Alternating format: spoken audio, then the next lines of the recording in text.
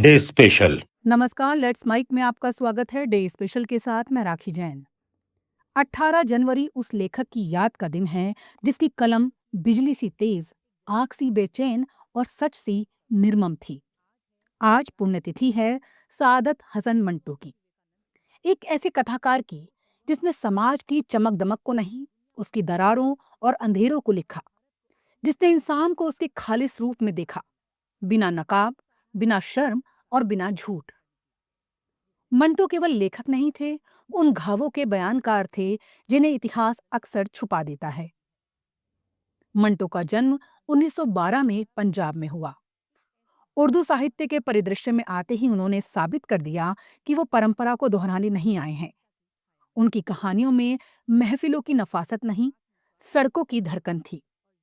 उनमें शेरो शायरी का रुमानी रंग नहीं, मनुष्य की जटिलता की स्याही थी।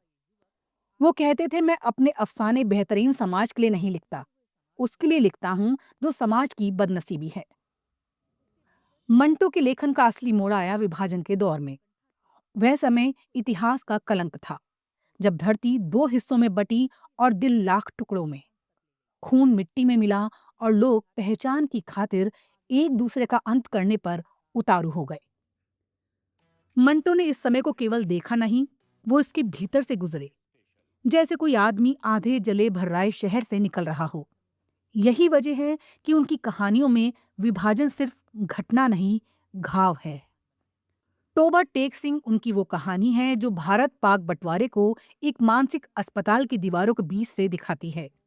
ये कहानी सवाल उठाती है कि जब सीमाएं खींची जाती हैं तो राष्ट्र ही नहीं, आदमी भी दो हिस्सों में बंट जाता है।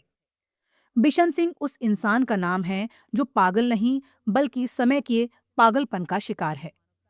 मंटो उसकी मौत से बताना चाहता है कि मुल्क का बंटवारा केवल जमीन का नहीं था, पहचान, भाषा, रिश्तों और यादों का था। मंटो की कहानियां समाज की दरारों में छिपे सच को पकड़ती हैं, कभी वेश्यालयों से, कभी फुटपाथों से, कभी कचरे के ढेर से। वो लिखते हैं कि सभ्यता की परत के नीचे भी मनुष्य वही है, लालच, हिंसा, मोह, प्रेम, भूख और भय से भरा हुआ। ठंडा गोश्त, खोल दो, काली शलवार, बू और ना जाने कितनी कहानियां हैं जिनमें समाज खुद को पढ़ता है और चौंक उठता है। यही वजह है कि मंटो पर अनगिनत मुकदमे चले।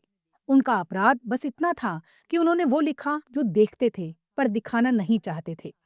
वो कहते थे, अगर आप मुझे अश्लील कहते हैं तो समाज दरअसल अपने चेहरे पर लगे मैल को देख रहा है, मैं तो सिर्फ आईना दिखाता हूँ। मंटो का आईना असहज करता था और यही उनकी सबसे बड़ी ताकत थी। वो असुविधा पैदा करते थे क्योंकि यथार्थ कभी आरामदायक नहीं होता। विवादों के बीच मंटो एकांत और शराब की ओर खिंचते गए। पाकिस्तान आने के बाद उनकी आर्थिक स्थिति बिगड़ी, उनका स्वास्थ्य गिरता गया और बदले समाज की हिंसक चुप्पी उन्हें और अकेला करती गई। वो लिखना बंद नहीं कर सके, लेकिन दुनिया उन्हें सुनने में थकने लगी थी। 42 वर्ष की उम्र में वो चले गए, बहुत जल्दी, बहुत चुपचाप। पर उन्होंने पीछे वो साहित्य छोड़ा जो शव परीक्षा की तरह समाज का सच खोल देता है। मंटो का सबसे बड़ा योगदान ये है कि उन्होंने उर्दू अदब को लोकतांत्रिक बना दिया। वो भाषा जो कभी दरबार और कागज तक सीमित दिखाई देती थी, मंटो के साथ स्ट्रीट लाइट के नीचे टूटे फुटपाथों पर उतर आई।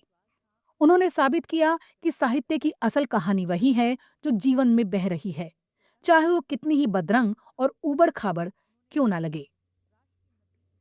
विभाजन के 75 साल बाद दुनिया आगे बढ़ गई है, लेकिन मंटो की कहानियों में आज भी नया अर्थ मिलता है। खोल दो की लड़की जो युद्ध के बाद भी बचाई गई, लेकिन भीतर से मर चुकी थी, वो आज भी हमें बताती है कि हिंसा केवल शरीर नहीं तोड़ती, आत्मा का नाश करती है। ठंडा गोश्त की पंक्तियां याद दिलाती हैं कि युद्ध में मरने वालों की गिनती से ज्यादा जरूरी है उन्हें याद करना। हर एक को जीवन मिलता है और हर जीवन की मौत की कीमत होती है। 18 जनवरी मंटो की पुण्यतिथि हमें याद दिलाती है कि लेखक केवल कहानीकार नहीं होते, वो समाज के रजिस्टर में दर्ज उन पन्नों को पढ़ते और लिखते हैं जिन्हें बाकी दुनिया बंद कर चुकी होती है। डे स्पेशल में फिलहाल इतना ही। देखते रहिए, सुनते रहिए, लेट्स माइक। नमस्कार। आप सुन रहे